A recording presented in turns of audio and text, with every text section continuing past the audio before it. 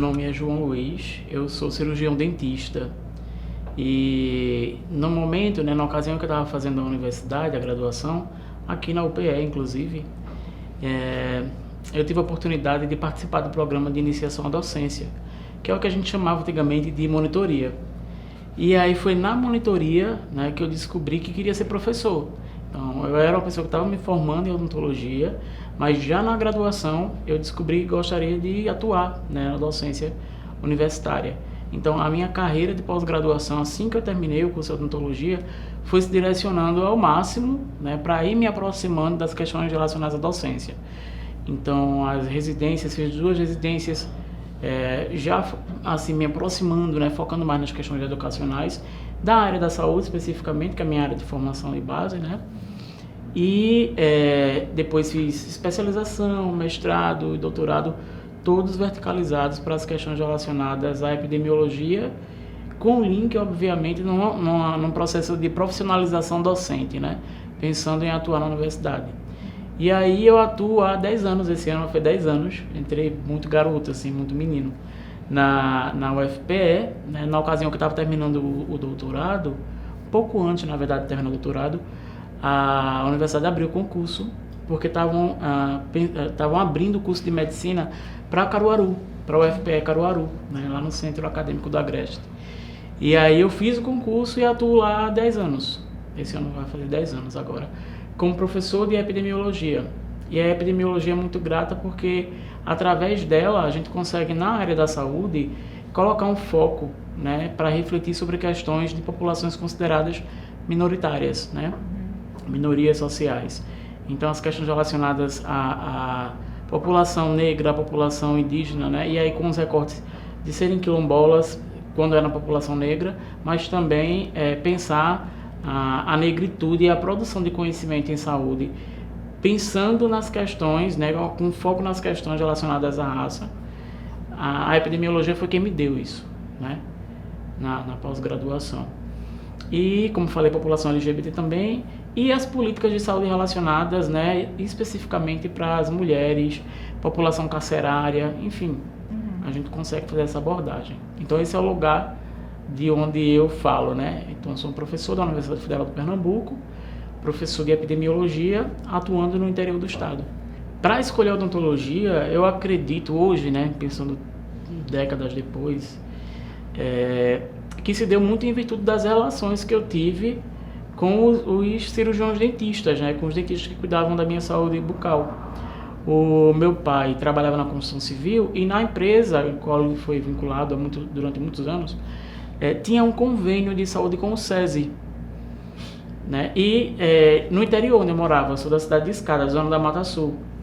E aí eu passei por 2 pessoas da saúde bucal, 2 profissionais da saúde bucal, 2 dentistas, que acabaram me influenciando, de certa forma, a escolher a odontologia. Porque as pessoas, de uma maneira geral, têm uma resistência à odontologia, né?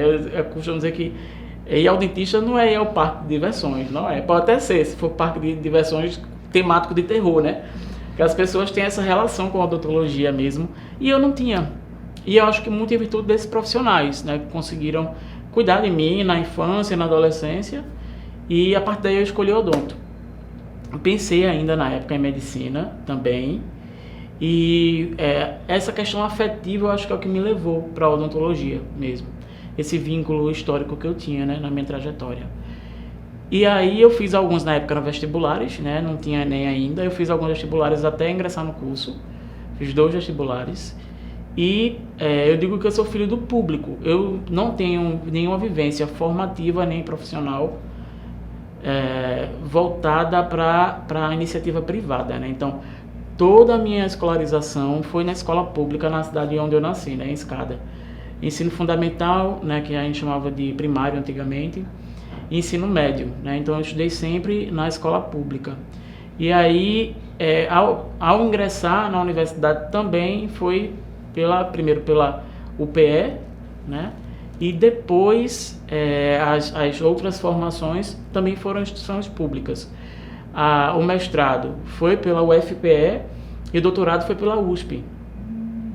E é isso, especialização pela UFPE Então eu tenho uma certa, digamos, eu tenho uma certa facilidade ou familiaridade, acho melhor dizer assim, para dentro daquilo que a gente entende como formação, com viés público ou privado. Então, de certa forma, essas questões relacionadas à negritude me atravessaram ao longo da minha trajetória de maneira muito explícita e consciente, mas também talvez de maneira inconsciente, né?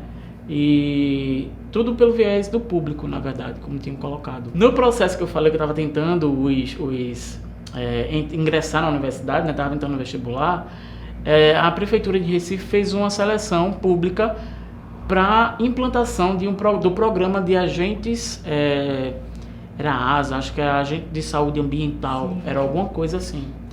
Isso lá no iníciozinho dos anos 2000, acho que 2002. Eu estava chegando ao Recife para começar a me familiarizar com a cidade antes de entrar na universidade e tal, né? Aprender a andar de ônibus, essas coisas que vem do interior, né?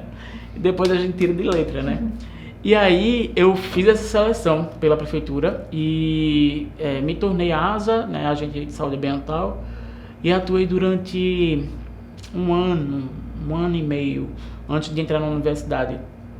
O que foi bom, porque assim, trabalhando eu consegui acumular um capital que iria custear o meu curso de odontologia, porque embora eu estivesse na universidade pública, a gente, hoje em dia é um pouco diferente, mas na época o material de consumo eram os estudantes que se juntavam e dividiam. Então, gaze, algodão, papel, toalha, né, para secar a mão. Então, tinha material restaurador, instrumental para fazer todos os procedimentos da odonto, né? Nessa vivência da saúde pública, né, da saúde ambiental, enquanto ASA, enquanto agente de saúde ambiental, eu acabei conhecendo na prática o que era território, como é que a cidade se dividia de uma maneira, não é nenhuma maneira estabelecida pelo Estado, né? Mas socialmente a cidade se divide em bairros e em distritos sanitários que vão partilhar de processos de adoecimento e de morte muito peculiares, né? Então, por exemplo, alguém que mora em Boa Viagem, a depender da região de Boa Viagem, não vai ser acometido em hipótese alguma por aquelas doenças que a gente diz que são as doenças do atraso, da miséria, da pobreza. Se a gente pegar as principais causas de morte e de morbidade, né, de adoecimento em Boa Viagem, pegando as pessoas que moram nas comunidades de Boa Viagem e pegando quem mora ali na orla de Boa Viagem, a gente vai ver que massivamente são processos de adoecimento e de morte completamente diferentes, né, e engendrados e posicionados em virtude do lugar social que essas pessoas ocupam, né? Então foi isso que o programa, né, de agentes comunitários de saúde me ensinou, né, perceber a dinâmica do território. Quando eu cheguei na universidade, eu fui estudar território pela primeira vez, né, com as teorias que a gente coloca na universidade, aí eu conheci Milton Santos, que pensa o território como um espaço dinâmico, né? Porque geralmente no senso comum, quando a gente pensa em território, a gente imagina um local com algumas delimitações geográficas, né? Então a partir daqui é Pina, de lá para cá é Boa Viagem, né? A gente pensa assim, Zona Norte, Zona Sul, mas Milton Santos traz uma coisa que é muito importante para a gente pensar, inclusive as questões da negritude. Porque quem é negro transita nos locais onde a elite mora, reside. E às vezes reside também ali numa condição análoga, porque tem um quartinho, tem um lugar onde vai ficar a empregada. Então ela transita naquele espaço também, mas ocupa papéis sociais completamente diferentes, geralmente subalternizados, né? Então, Milton Santos diz que o território é muito mais do que a delimitação geográfica, né? É a dinâmica das relações pessoais que acontecem naquele espaço delimitado. Então ele não vai somente com aquela ideia da geografia de delimitação de território. Mais importante, ou tão importante quanto isso, é perceber como é que as dinâmicas sociais se estabelecem, se desenham naquele lugar. Eu era muito guri, muito pequenininho, assim, eu não tinha nem 10 anos, quando a gente aqui no Brasil comemorou, né, os 100 anos da abolição da escravatura. Então eu estava na escola, né, no primário, no antigo primário. Eu acho que eu tinha uns 8, 9 anos. E tava essa efeméride, dizia, são 100 anos, né, da abolição. E a gente tinha toda aquela imagem que eu não sei se hoje em dia ainda transita na formação inicial da gente, que é aquela imagem da Princesa Isabel como alguém que fez um grande favor, né, para a população negra do Brasil, assinando a Lei Áurea, né? E tudo isso estava naquele imaginário, né, infantil. Eu acredito que hoje isso não seja mais abordado dessa maneira, né? Isso é o quê? Final dos anos 80. E aí, naquele momento, me pensar, né, enquanto alguém que se reconhecia como negro, eu acho que era algo quase impossível, assim. Porque dentro da lógica do colorismo, eu nem sou aquele negro, né, que tem a marcação da melanina na pele e que está sujeito a uma série de outros preconceitos que chegam a mim de uma maneira muito mais apaziguada, né, muito mais atenuada. Então é no processo da adolescência, ao longo dos anos 90, que eu vou me reconhecendo, porque naquele momento também ser negro era só sinônimo de desprestígio, né, num lugar onde eu morava, mesmo que isso não fosse algo muito explícito. Era até velado, né? Em nome de uma política de boa vizinhança, era até velado, mas o racismo estava ali, né? Nas vivências minha enquanto na comunidade, na escola. E a gente não tem, às vezes, obviamente, olhos atentos para perceber esse tipo de situação. Porque também não se debatia muito, né? Não se debatia muito. O movimento negro brasileiro já estava presente, né? Essa efeméride, inclusive, dos 100 anos que eu falei, né, da abolição da escravatura, foi algo que foi muito colocado pelo movimento da época, muita gente surfou nisso, né, mas ocupou as mídias da época. Esse processo de tomada de consciência negra, então, eu acho que ele só, de enquanto negro, ele só se consolida na primeira década dos anos 2000, né, porque quando eu entrei na Odonto, aí já na universidade, eu entrei em 2002, e aí eu percebi que não tinham outras pessoas da mesma cor que a minha na sala. E eu nem era uma pessoa retinta, né? Eu nem sou. E na ocasião não era, né? E aí eu percebi movimentos de ocupação mesmo das coisas dentro da estrutura do curso, onde eu não me via muito, nem no que era discutido. Percebi que tinham coisas importantes para serem discutidas também, porque, por exemplo, quando a gente pensa na odonto, tem um índice na odontologia que é o CPOD, que é um índice de dentes cariados, perdidos e obturados. E quando a gente pegava os bancos de dados e fazia um recorte de raça, a gente via que as pessoas negras, e isso numa época em que a gente ainda tinha um baixo nível de declaração das pessoas enquanto negros e negras, né? Início dos anos 2000, né? Tá se fomentando isso ainda. Tanto é que com o censo a gente vê que mudou historicamente, né? As pessoas foram progressivamente se encontrando e se afirmando enquanto negros e negras. E aí, lá com esse índice, quando eu via na odonto, bom, não é por acaso isso daqui. Por que as pessoas negras têm um índice muito maior de dentes cariados, perdidos e obturados, né? Enquanto as pessoas de outras etnias, não. O que é que explica isso? E não é nenhuma questão ideológica, são questões sociais. E aí você começa a se ver no objeto que você está estudando também, né? Porque aí eu via em mim, eu via na minha família, né, a quantidade de restaurações que a gente tinha. E por que isso acontece, né? Porque os alimentos mais cariogênicos, que mais facilmente criam cárie, são alimentos mais baratos, né? Quanto mais carboidrato você tem, mais cariogênico é aquele alimento, o potencial dele de gerar cárie, e é o mais barato.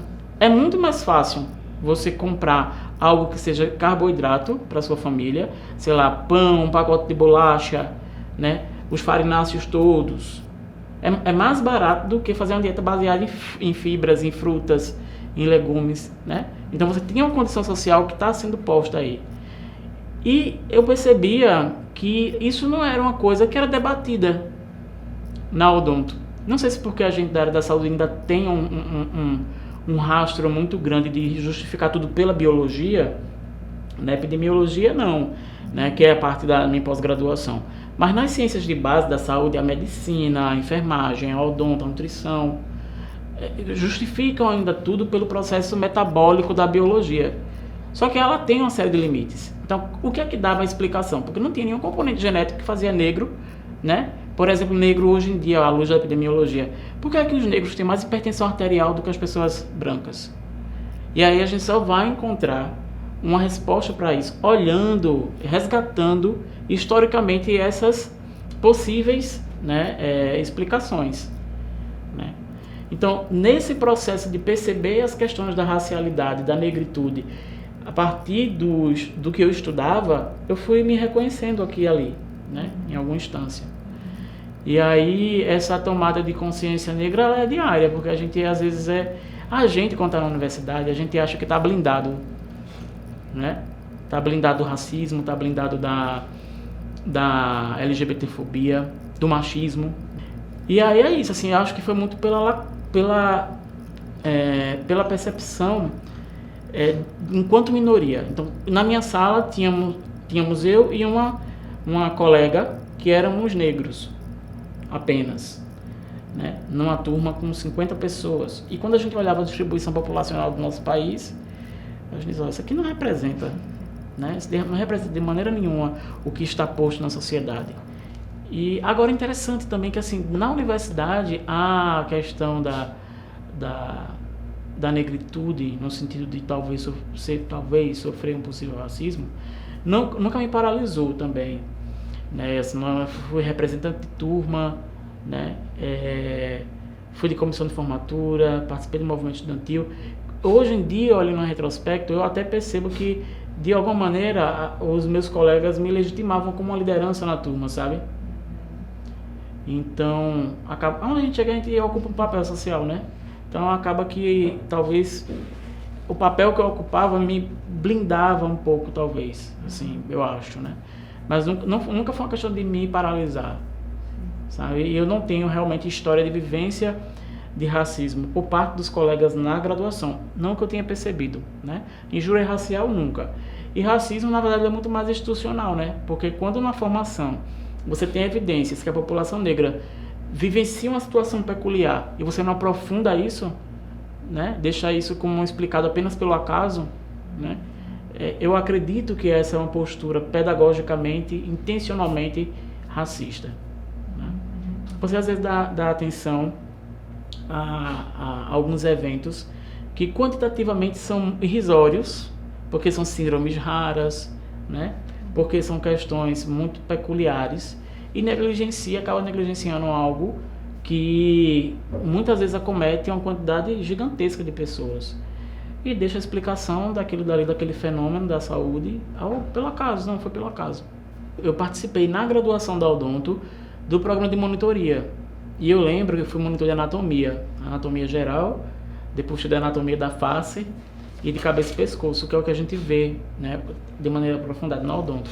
Então, vivenciando o processo de monitoria, a primeira vez que a gente trabalhava com algumas peças, mas a primeira aula era com um cadáver inteiro, né, completo, vamos dizer assim. Não eram fragmentados. E a saúde tem isso de quando fragmenta é chamado de peça, né? E aí a primeira aula que eu dei prática, que era com o cadáver na bancada, era de anatomia geral. E aí os estudantes do período anterior, né, que eu estava ensinando, né, eu acho que eu era terceiro período, aí eram os alunos do primeiro período, que estavam lá para ter a primeira aula de anatomia. Tinham tido a teoria, aí agora iam para a prática para ver na peça ou nos cadáveres, né? Aí quando se cercou um grupo de estudantes, né, de colegas, eu estava do outro lado, é isso daqui que eu quero fazer para sempre. Porque talvez pelo histórico de não ter lugares para me expressar oralmente, né, verbalmente, porque a minha trajetória não foi, né, de poder falar, né, sempre, né? E aí ali se formou um ambiente onde tinham pessoas que estavam querendo ouvir. Era sobre aquele assunto, mas era eu que estava falando ali, né? Mas era sobre anatomia. Então eu acho que a docência acabou sendo para mim um espaço onde eu seria escutado.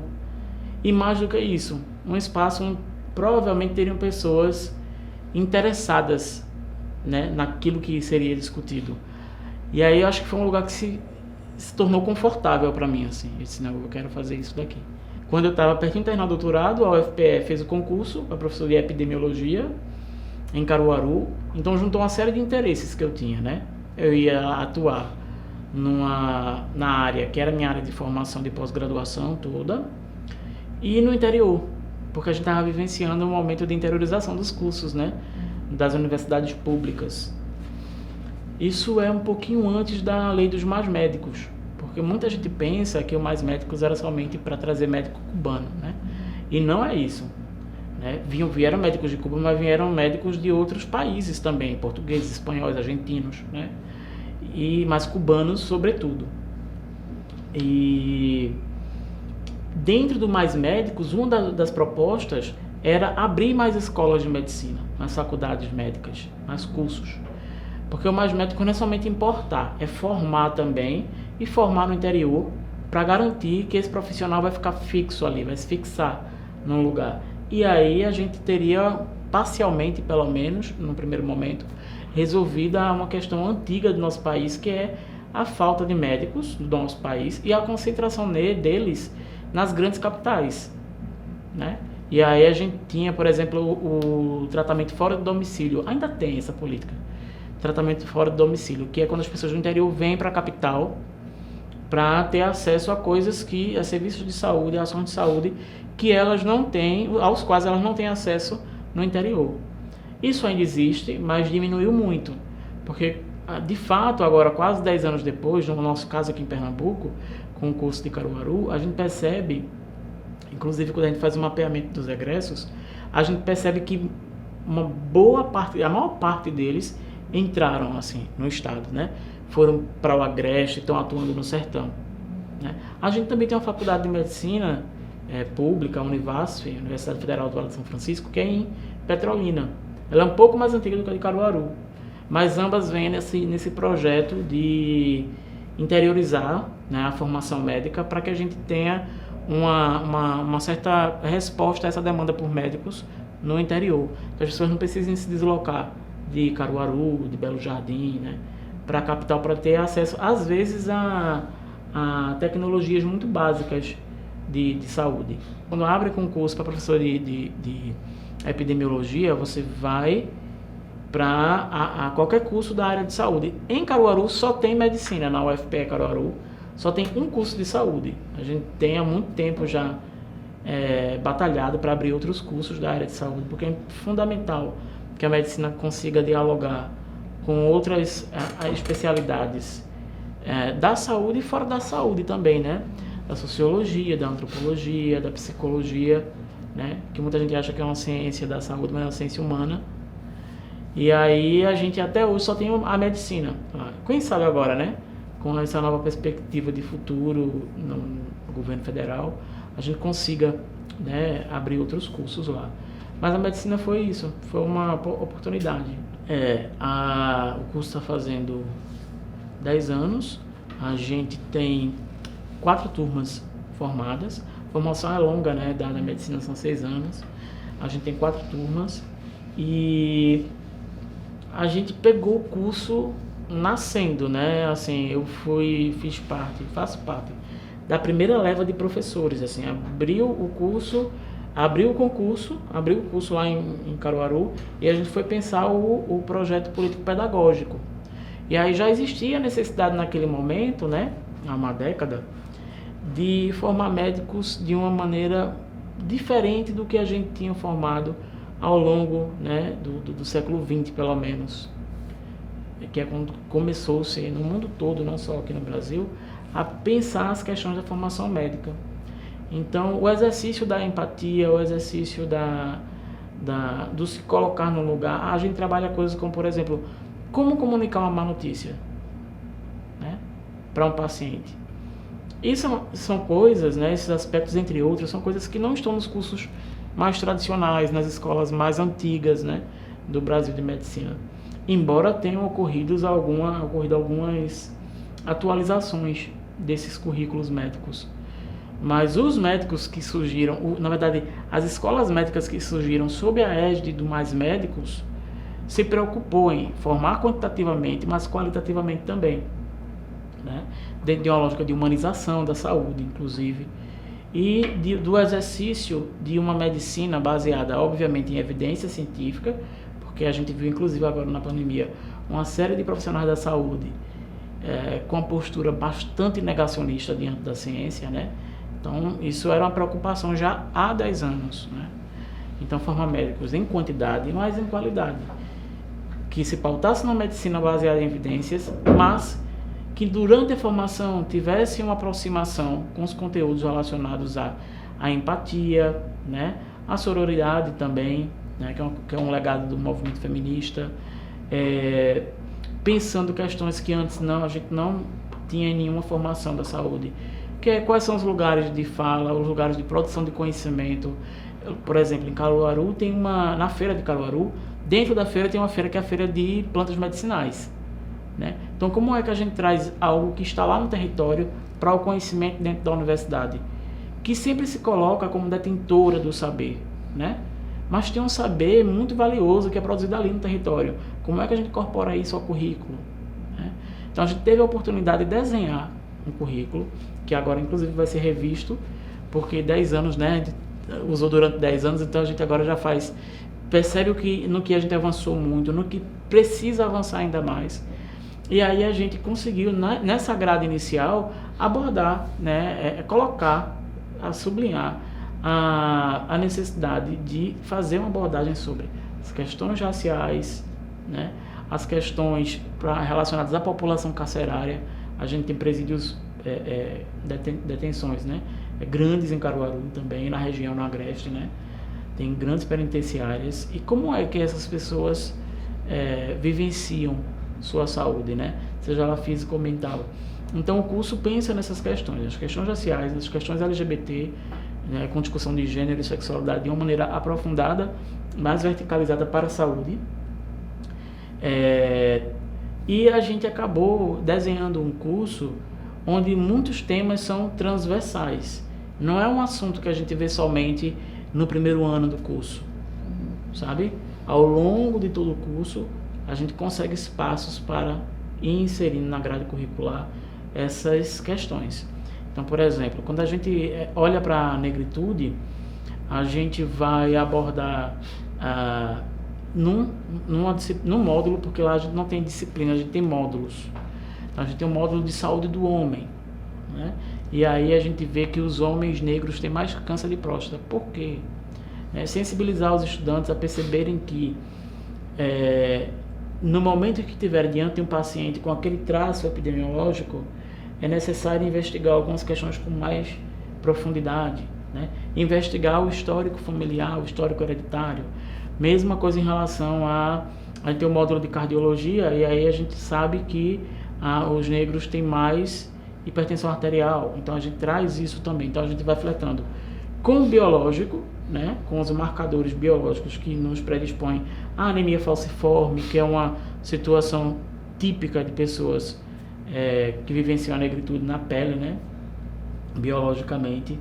Então a gente consegue abordar pelo viés biológico e pelo viés social, porque a vulnerabilidade, né, da qual as pessoas negras gozam, vivem no país, faz com que as pessoas tenham mais adoecimentos do que outras etnias, né?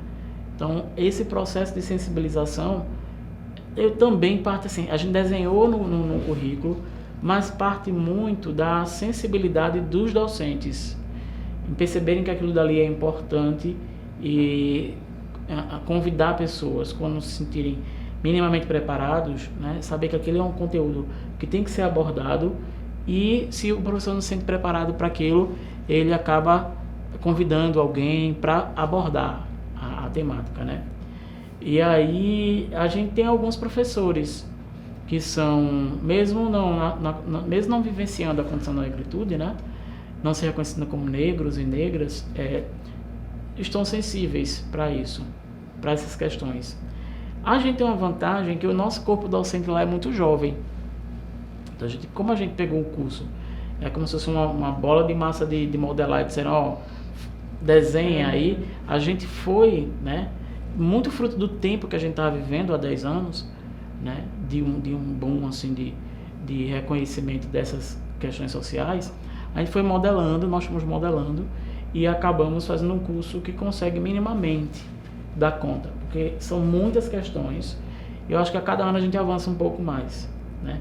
Agora a gente viu que a maior quantidade de óbitos e de adoecimento também, né? De infecções também relacionadas à Covid no nosso país foi muito maior, a magnitude da Covid foi muito maior na população negra. Então, por que é que isso se dá? Então, o currículo vai mudando também à medida que os cenários epidemiológicos apresentam situações novas para a gente. A gente não tinha, né, a Covid. Quando a Covid se coloca no nosso território, aquilo e vitima muito mais pessoas negras, né, de uma maneira assim, magnânima, aí a gente traz aquilo para o currículo também para discutir.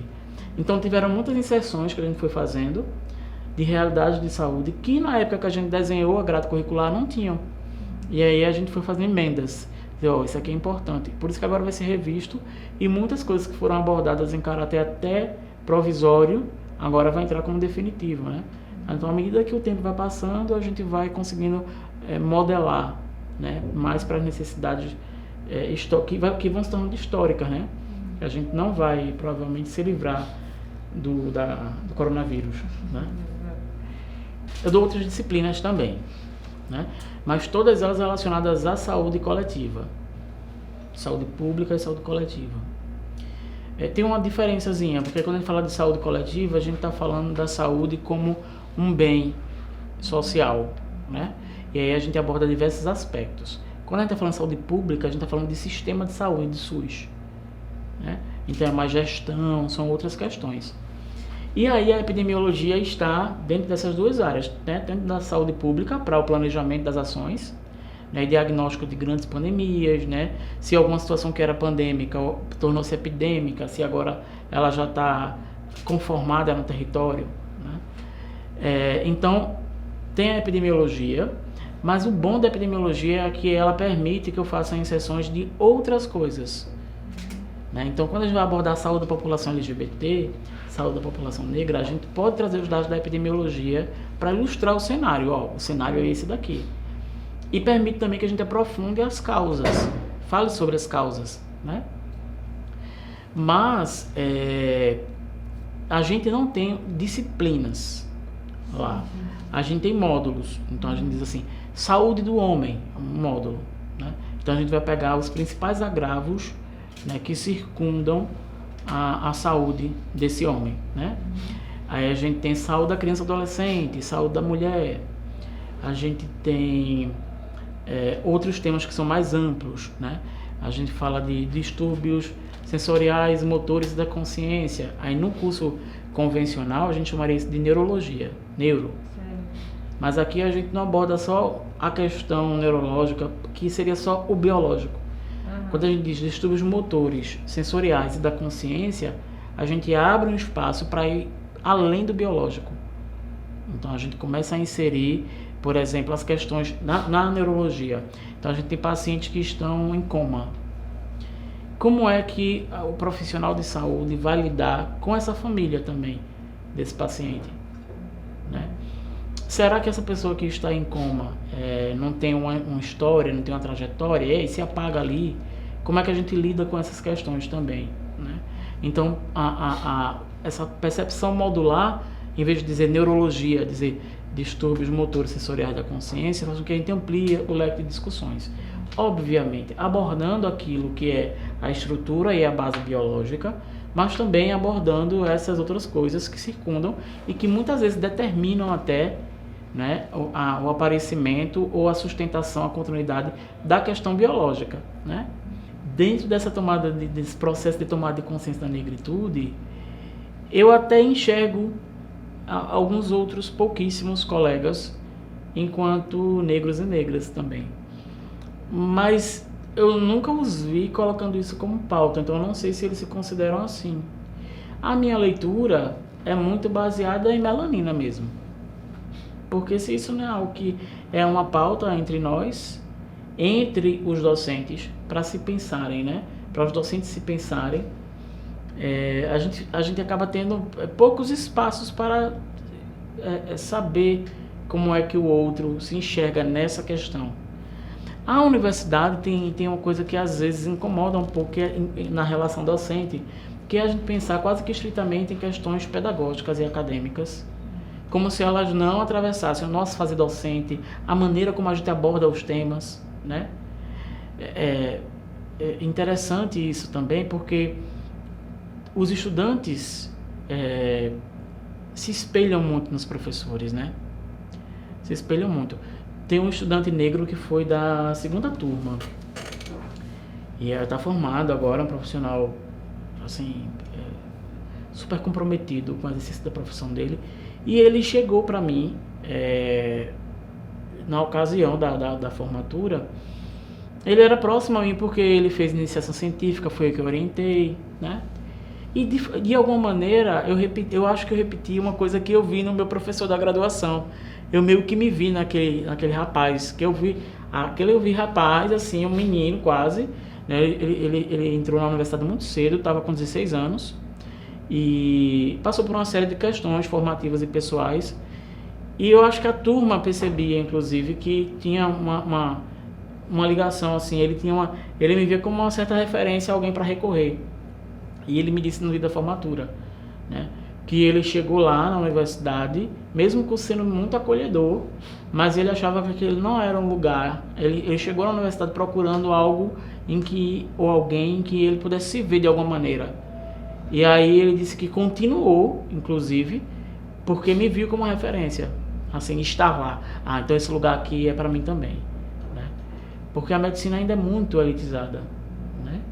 A maior parte dos meus alunos são estudantes que já vêm de uma estrutura familiar onde o pai ou a mãe ou alguém, um tio, já é médico e tal, e vai herdar, né, até a clientela dentro da lógica do privado, né, vai herdar a clientela e tal. E aí esse estudante, ele cresceu no Morro Bom Jesus, né, que apesar de ser no centro de Caruaru, a periferia. Quando a gente passa por Caruaru, na BR, a gente vê o morro ali, que é o Morro do Bom Jesus, que agora tá com uma proposta de pacificação, acho que de 2 décadas para cá, e os equipamentos sociais, né, do Estado chegaram lá, escola, então tem igreja, associação de moradores, enfim. Mas já foi um lugar de muita miséria, assim, no centro, ali próximo ao centro da cidade, de muita miséria. Mudou muito a perspectiva, acho que em 20 anos mudou muito o perfil, né, do lugar, mas ainda é principalmente povoado, né, por pessoas de baixa renda. A elite caruaruense não mora lá, né, mora no bairro Maurício de Nassau, né, não mora no Morro Bom Jesus, né. E até isso, né, assim, a questão do colonizador, né, Maurício de Nassau, e onde a elite se reúne, né. Enfim, mas engraçado pensar nisso assim. Mas aí eu acho que eu fiquei muito emocionado no dia que ele me falou isso, e de alguma forma eu acho que ele percebeu isso também pelos temas que vira e mexe eu abordava curricularmente, mas de maneira não curricular. A gente chama de o currículo paralelo, né, ou currículo oculto, que é aquilo que a gente consegue colocar dentro da formação porque compreende, né, que o currículo precisa ser dinâmico, não vai dar conta de coisas. Quando a gente desenha um currículo, a gente percebe, quando ele está girando, quando ele está rodando, que tem algumas coisas que são lacunas que a gente não está conseguindo dar conta, então a gente tem que inserir, né? Não tinha Covid, nenhum curso de medicina falava de Covid. Covid surge, então a gente coloca na grade. Quando for fazer a reformulação, a gente coloca isso de maneira oficial, né? Mas a realidade, ela é imperativa. Então ela nos força a contemplar outras coisas, né? Perceber a necessidade de contemplar outras coisas para além do que está no currículo, né? Então eu não tenho, assim, outros colegas que se colocam como negro, né? Negros ou negras. Embora eu os reconheça, obviamente, não só por conta das questões fenotípicas, mas em virtude dos lugares de onde essas pessoas partiram também, né? Que são lugares, em algumas das histórias, muito semelhantes à minha história, mas somos minoria, assim, né? E isso é em escala, né? Se a gente tem quantos anos de políticas afirmativas relacionadas a cotas, então o saldo já é muito positivo para a graduação, já é bastante positivo. Veja, no meu convite de formatura da medicina, quando a gente abria e via a foto da turma, a gente via pessoas, em sua grande maioria, brancas, né? Agora, quando eu pego os convites de formatura dos alunos, né, que ajudou a formar, a gente percebe uma paleta de cores muito mais diversa, né? Sem dúvida nenhuma, isso é fruto dessas políticas, né? A gente já está com algumas décadas delas, né? Mas precisamos de mais, não é o suficiente, porque seria interessante que a gente conseguisse espelhar a distribuição social, né? A gente tem um quantitativo de negros que a gente não vê, por exemplo, espelhado no STF, né? No Supremo Tribunal Federal. A gente não consegue, né? Espelhar. Olha para o quantitativo de negros que tem na nossa sociedade e olha para o STF, não. Aí realmente, enquanto a gente tiver essa lógica de cota, que é necessária, ainda é necessária, a gente vai ter sempre, é como se fosse uma participação especial, sabe? Assim, meio que às avessas, porque justamente o aluno cotista sofre muito preconceito, né? E na medicina não é diferente, né? Sofre sim preconceito por parte de alguns colegas, né? Porque também o reacionarismo não é algo que pertence ou está localizado em instâncias específicas da sociedade, né? Está em tudo quanto é canto. E como a universidade é um microcosmos da sociedade, né? A universidade meio que deveria espelhar isso, espelha umas coisas, outras não. O reacionarismo sim está presente na universidade, né?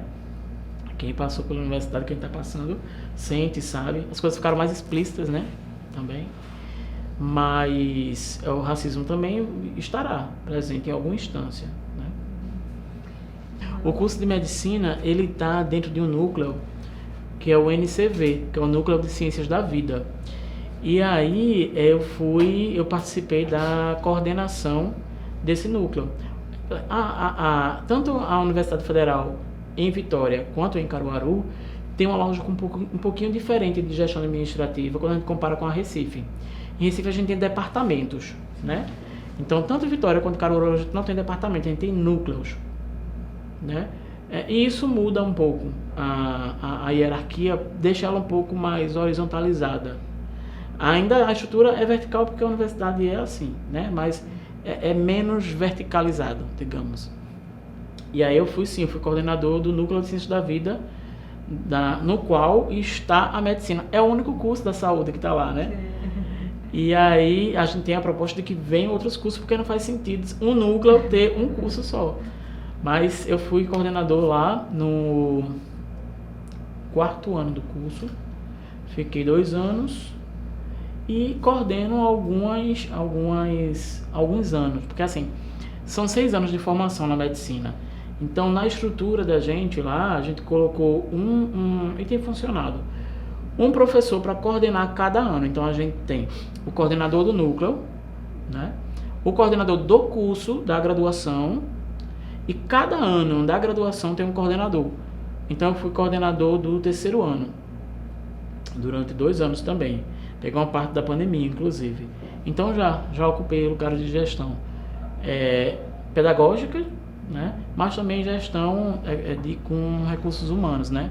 Porque nessa gestão do NCV, do núcleo, as questões eram muito mais de recursos humanos, alocar professor em cada ano, em cada espaço, em cada laboratório, né? Era a gestão de recursos humanos, dar conta de pedidos de segunda chamada, dar conta de pedidos de revisão de prova. Então tem umas questões aí que são mais burocráticas e administrativas, né? Na gestão do núcleo.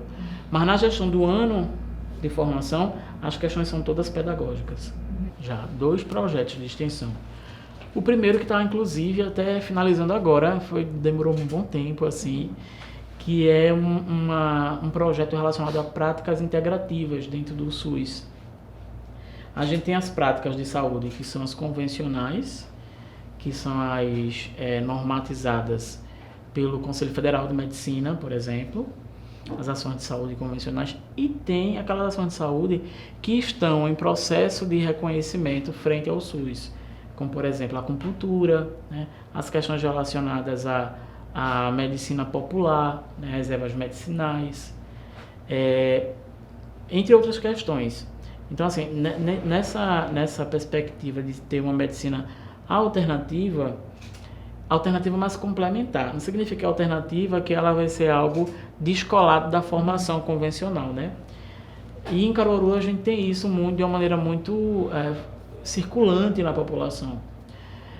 Como, por exemplo, a gente pensar nas questões das plantas medicinais, dos óleos essenciais, como eu falei, de termoterapias, terapias alternativas, que não estão no currículo clássico da prática médica, mas que a população utiliza. A gente já tem alguns estudos com evidência científica de que tem funcionado, e aí trazer isso para o currículo médico, né? Então foi o primeiro projeto, que foi de práticas integrativas, né? Inclusão de chás, de orientações relacionadas a plantas medicinais, coisas da medicina popular mesmo, né? Mas reconhecidas pelo SUS, porque tem uma série de práticas que não são reconhecidas, porque não tem. A gente até viu, né, recentemente uma discussão ampla sobre constelação familiar, que é uma prática que a gente tem dentro da área da saúde, mas que a gente não tem ainda evidências muito consolidadas e tal. E no SUS não tem, a gente não tem a prática integrativa no SUS como algo já posto, né? Está em processo e tal. Então teve esse primeiro projeto, e agora tem o segundo projeto que eu vou começar em maio, que é sobre o suicídio. O suicídio é um tema muito importante para a medicina, em virtude da maneira como ele se apresenta. Foi meu objeto de estudo de doutorado, inclusive, o suicídio de adolescentes, né? Então, o suicídio é um tema importante para a medicina, porque tem uma grande magnitude, uma grande presença na população, e epidemiologicamente a gente percebe que essa é uma problemática social, é uma causa de morte que tem aumentado de maneira bastante progressiva. E a gente precisa, e também esse é um tema importante para a medicina, porque a gente tem um número grande de suicídios na categoria, né, entre os médicos. A gente já teve aqui em Pernambuco, época recente inclusive, da gente ter pelo menos um suicídio de profissional médico por mês, né? Então, quais são os fatores que fazem com que isso aconteça? E aí é um projeto de extensão, em parceria com o Centro de Valorização da Vida, que agora está em Caruaru, chegou em Caruaru agora durante a pandemia, e tem estudantes interessados já e tudo, então tem que formalizar o processo, né? Eu estou num lugar muito confortável, sabe assim, enquanto professor da epidemiologia, porque a formação em epidemiologia já sensibiliza a gente a atentar para essas questões, né? E já tinha uma preocupação coletiva desde a fundação do curso, há 10 anos, de abordar aspectos da produção de saúde, né? Da promoção, da prevenção também, mas do cuidado em saúde, que classicamente não são abordados nos cursos que a gente chama de convencionais, né? Que são as grades dos cursos mais clássicos, né? Mais antigos. Como a gente é um curso recente, que 10 anos para uma formação de medicina é muito recente, a gente teve a oportunidade, né, de incluir aspectos que a gente acredita serem importantes para a formação do profissional médico, porque a gente precisa pensar qual é o perfil de egresso que a gente quer para atuar na sociedade, né? É aquele perfil de egresso que vai estar comprometido única e exclusivamente com a iniciativa privada, ou é um perfil de egresso que compreende que dentro da instituição pública, dentro da universidade pública, ele precisa, em alguma instância, né, oferecer uma contrapartida para a sociedade. Porque é a sociedade que financiou, né? É a sociedade que financia a formação dos médicos e dos demais profissionais, né? Mas, no fim das contas, eu acho que estar na epidemiologia me oportuniza fazer abordagens específicas, às vezes pontuais e às vezes longitudinais, né? Mas também pelo fato do corpo docente ser jovem, eu acredito, né? Sem etarismos, mas é porque como a gente era formado numa outra lógica, né? Eu fui formado numa outra lógica. E aí a gente se propõe a ser docentes com os pés na atualidade também, né? E as questões raciais progressivamente têm tomado conta do debate público. Então, a gente sente uma necessidade de trazer isso para a formação. E não é por uma questão de moda, é por uma questão de necessidade sanitária. É por uma questão de perceber como as determinações sociais vão produzir adoecimento, vão produzir morte. Como é que a gente pode pensar em políticas ainda mais efetivas? Porque a gente tem uma política de saúde da população negra, né? Que é fruto dos governos de esquerda, da primeira década deste século, né? Mas ela é muito insuficiente. Ela é muito insuficiente. Entretanto, ela é um grande farol, porque ela apontava aquelas questões que eram primordiais, mais urgentes, para serem abordadas, né, dentro dos currículos da saúde, né, sobretudo do currículo da medicina. Uma política de saúde, quando é feita, ela é fundamentada em aspectos epidemiológicos. Então, não é algo que vem somente de uma fruição diletante, não é, né? É de uma associação entre aquilo que acontece na sociedade, e a gente tem dados epidemiológicos apontando a robustez da necessidade de levar essa questão da sociedade racial, no caso, né? Essa questão racial, mas pode ser LGBT também, pode ser para as demais minorias. Existem dados muito robustos que mostram para a gente a necessidade de levar essa discussão para a universidade, em nome da gente no futuro ter um cenário social e sanitário muito mais equiparado, né, a países que têm tem uma experiência de sociedade diferente, mais diferente da nossa. Então, por exemplo, num país com histórico de colonização como o nosso, né, dos pouco mais de 500 anos que o Brasil tem, mais de 350 anos foram com a escravidão ali, né, da população negra, evidente, né, como mola propulsora para a economia do nosso país. Nada some do dia para a noite. Né? Acabou a escravidão, o período de escravidão, o período colonial no nosso país. Como nada some do dia para a noite, né, por força de lei, quais são os resquícios que a gente tem hoje? Sociais, mas biológicos também. Como é que isso está determinando o processo de adoecimento e de morte das populações? Então isso precisa, não é uma questão de moda, é uma urgência para que a gente dialogue com o cenário atual. Se as questões raciais estão no bojo, né, daquilo que mais se coloca como algo que é necessário discutir na sociedade, a universidade precisa atentar para isso. Né? É uma necessidade. Não é um modismo, não é para parecer descolado, não é para propor uma formação descolada da realidade. Né? É a realidade que está demandando isso para a gente. Né? Então, é necessidade, não é algo que é legal, né? Apenas. É interessante que, por exemplo, essas questões das cotas raciais, mesmo depois de tanto tempo, ainda é um tema ao qual eles estão muito atentos. Então, por exemplo, já houve uma turma em que, identificando em mim um docente que aborda as questões raciais, veio conversar comigo, trazendo uma situação em que alguém da turma tinha falado de maneira pejorativa em relação às cotas raciais, né? E aí eles, que nem eram cotistas, inclusive esse adjetivo cotista, ele tem uma carga pejorativa tão grande, né?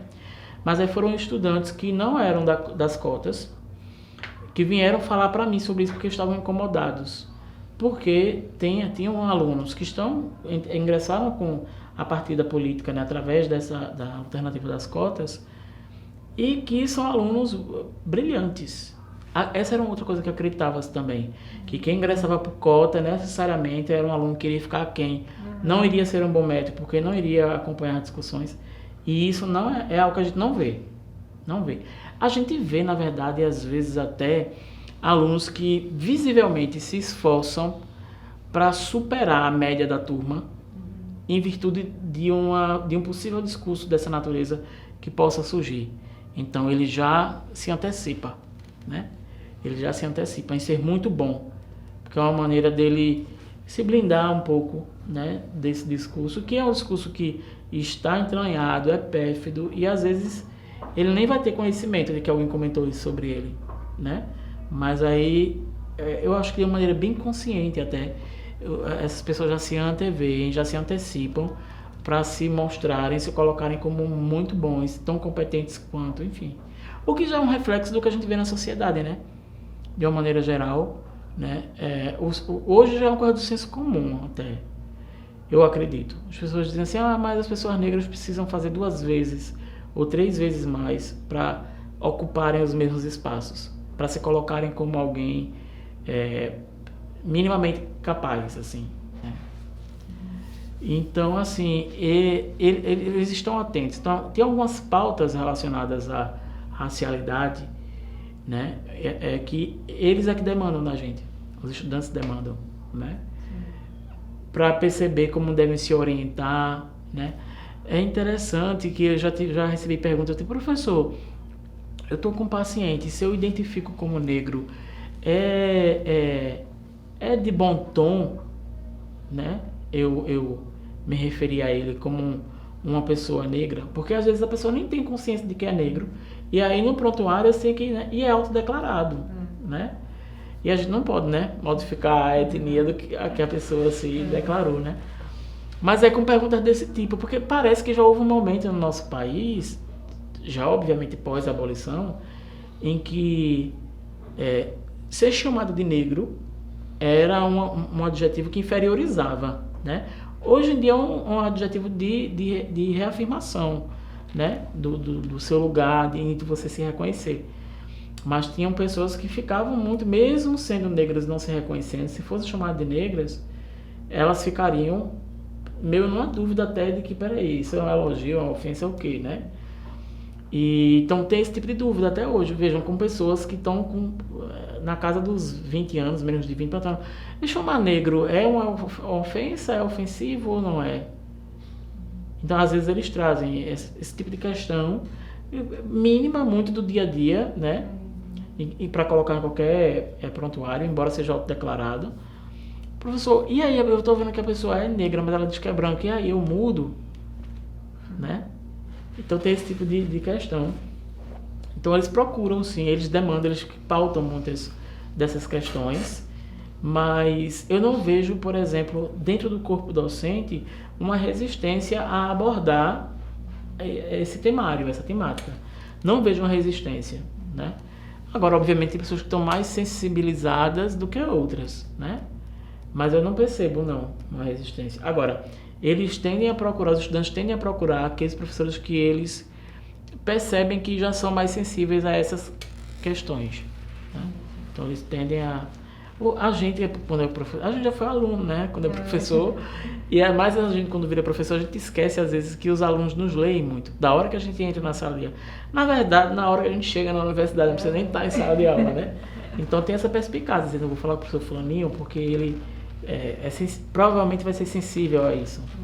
Então, eu acho que o ambiente é amistoso, sabe? Nesse processo de formação na área de saúde, qualquer que seja o curso da saúde, é fundamental que a gente se veja em alguma instância nesses pacientes. Você vê às vezes alguém dizendo assim, algumas mulheres dizendo assim, eu só vou para médica ginecologista. Só vou para mulheres, não vou para homens, para ginecologista. É uma condição que a deixa mais à vontade, que ela vai se sentir mais confortável, enfim. A gente vivencia ainda uma realidade onde as pessoas, quando vão ao médico e quem vai atender essa paciente, essa pessoa, é um médico negro, as pessoas se surpreendem, né? Eu já vi casos, inclusive, de pessoas tirarem foto e botar em rede social. Eu sou negra, nunca tenho tantos X anos, me idade, sei lá, tenho 50 anos, nunca tinha sido atendido por um médico negro.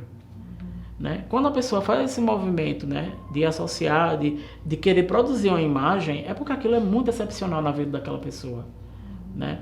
Então eu acho que ter essa carência, inclusive, de nomes a quem a gente possa se referir como alguém de destaque na medicina, sendo negro, porque também não basta só ser negro, né?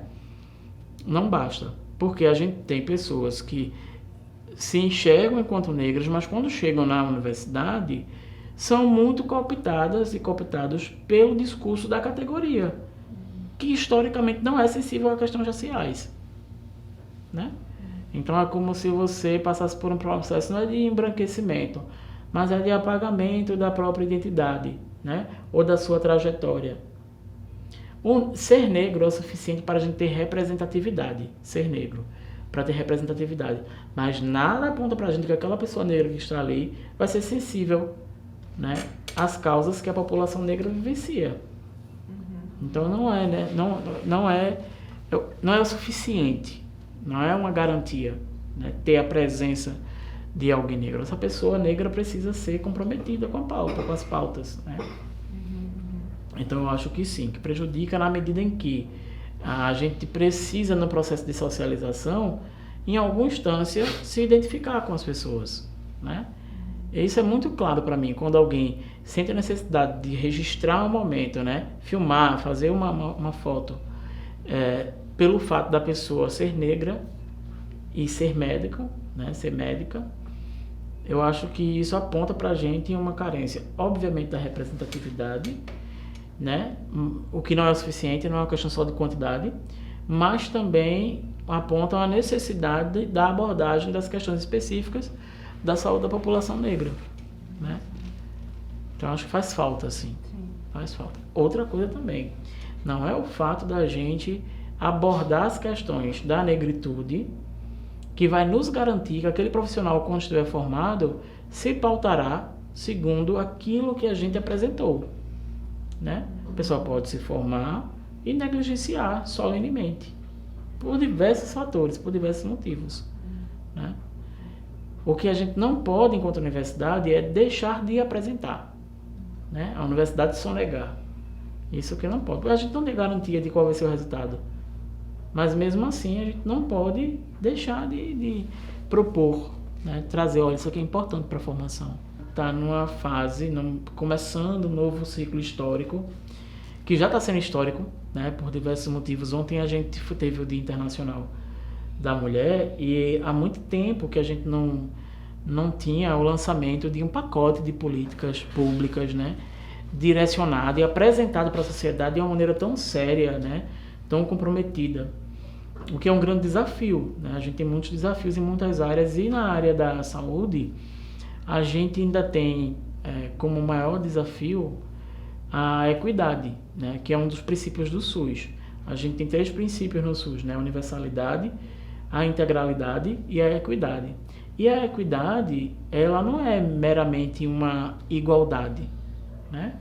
É uma igualdade com justiça. É uma igualdade que vai fazer o gestor e o profissional de saúde reconhecerem que a raça, a questão racial, é sim um determinante que faz com que algumas pessoas tenham acesso mais facilitado ou mais dificultado aos serviços e às ações de saúde.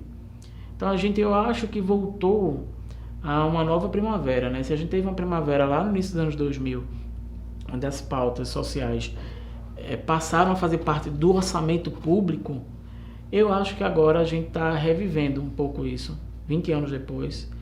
A gente tem a possibilidade de, enquanto movimento, dentro da universidade e fora da universidade, se colocar de maneira mais fértil. Eu acho que o momento é muito fértil historicamente, né? Então, estou muito otimista de que...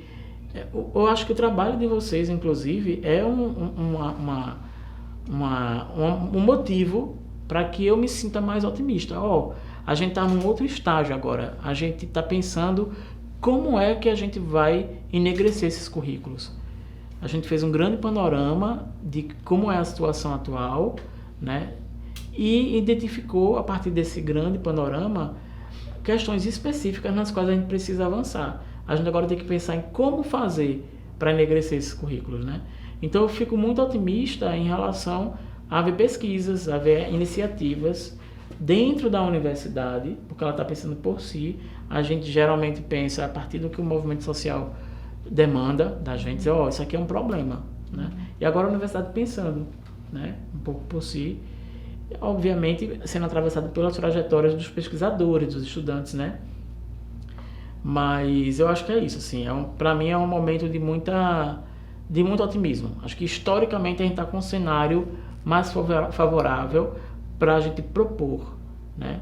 A gente não sabe se vai ser ouvido como a gente gostaria, mas antes a gente nem propor poderia, porque sabia que não seríamos ouvidos, né? Então eu estou bastante otimista e quero assim acompanhar o máximo que puder esse processo, né, do projeto, da pesquisa e tudo que vai vir de produto disso, porque eu acho que vai auxiliar bastante a gente pedagogicamente, sabe?